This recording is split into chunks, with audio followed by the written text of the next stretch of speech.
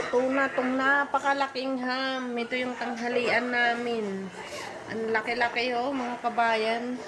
Mukhang masarap to kasi ano na to, luto na nang nabili. Pinainit ko na lang. Ayan, malutong sa ibabaw. May sauce siya. Mukhang handaan ng ano nito, ang laki nito. Abutin to ng isang linggong ulam. Nag-sell sila, kaya kinuha na namin. King ham. Ano na natin? Itong ham.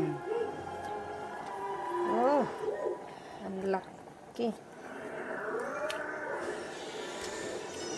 Crunchy yung ibabaw. Oh, kita niyo mga kabayan. Pinainit ko na lang to, sabi ng asawa ko. Sabi ni Daddy kan, luto na daw to.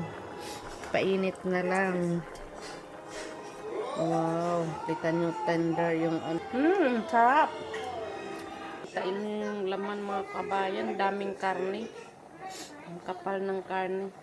Masarap talagang paghandaan. Ayan na, oh.